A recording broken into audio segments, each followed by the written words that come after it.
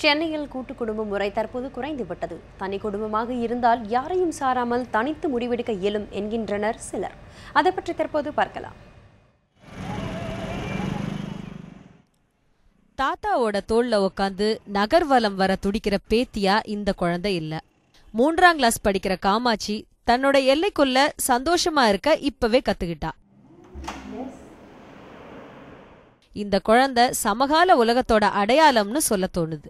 சித்திரமும் கைப்பழக்கங்கிற மாதிரி சமூக அழுத்தம் காரணமா நம்ம சமூகம் பழகின மிக முக்கியமான விஷயமா தனி குடும்பம் உருவாயிருக்கு.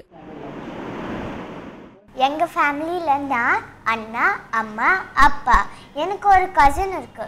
அவ பேரு தேஜு. அடிக்கடி தாத்தா பாட்டிய பார்ப்பேன். ஆனா எங்க ஃபேமிலியை க்ளோஸா பார்த்தீங்கன்னா நான், அம்மா, அப்பா, அண்ணா. சூழலை எதிர்கொண்டு வாழ பழகிட முடிஞ்சா 2 மனிதர்களால ஆலமரம் மாதிரி குடும்பத்தை உருவாக்கிட முடியும் தான். ஆனா அதுக்கு கடந்து வர வேண்டிய அனுபவ பாதை சில நேரங்கள்ல கடினமாகவும் சுவாரஸ்யமாகவும் இருக்குதுன்னு தான் இவங்க சொல்றாங்க.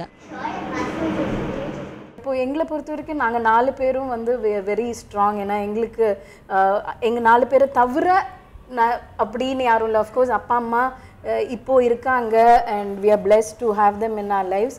பட் ஒரு பிரச்சனை ப்ராப்ளம்னா என்றைக்குமே நாங்கள் எங்கள் அப்பா அம்மா கிட்ட போனதில்லை. No place like home, no strength like our family அப்படின்னு சொல்லியே நாங்கள் எங்களுக்குள்ள எங்களோட ஒரு சின்ன குடும்பத்தோடு நாங்கள் சந்தோஷமாக இருப்போம். இப்படி ஊன்றுகோல் இல்லாம கைப்பிடிக்க ஆள் இல்லாம தத்தி தத்தி வளர்ற குழந்தைங்க அனுபவத்துல நிறைய திறமைகளை வளர்த்துக்க முடியும்னு சொல்ற அரவிந்த் சில நேரங்கள்ல கூட்டு குடும்பத்தை தானே மிஸ் பண்றதாவும் சொல்றாரு. எங்களுக்குன்னு சில ரூல்ஸ் நாங்கள் செட் பண்ணிக்கிறோம். அந்த ரூல்ஸ் பிரகாரம் வளர்ந்துக்கிறோம். அகெயின் அட்வான்டேஜ் டிஸ்அட்வான்டேஜ் தெரியாது. பட் பசங்களுக்கு அடுத்த ஜெனரேஷன் அவங்களுக்கு இந்த நியூக்ளியர் ஃபேமிலியில் அவங்க என்ன கற்றுக்குறாங்கனாக்கா அவங்களுக்கு தெரியும் எதுவாக இருந்தாலும் பிரச்சனையாக இருக்கட்டும் இல்லை ஒரு சந்தோஷமான விஷயமா இருக்கட்டும், எதுவாக இருந்தாலும் அப்பா அம்மா சேர்ந்து சமாளிக்கிறாங்க அப்படிங்கிற ஒரு கான்ஃபிடென்ஸ் கொடுக்குறோம். ஸோ நாளைக்கு அவங்க வளரும்போது அவங்களுக்கு என்ன ஆகும்? They will also be better decision makers.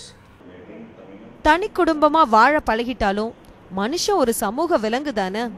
தனி குடும்பங்கிறது மேலும் மேலும் தனித்தனி மனிதர்களா நம்மள பிரிக்காம இருந்தா அதுவே சந்தோஷம்தான்னு இந்த குடும்பம் நமக்கு உணர்த்துது. அர்ச்சனா, நியூஸ் 7 தமிழ், சென்னை.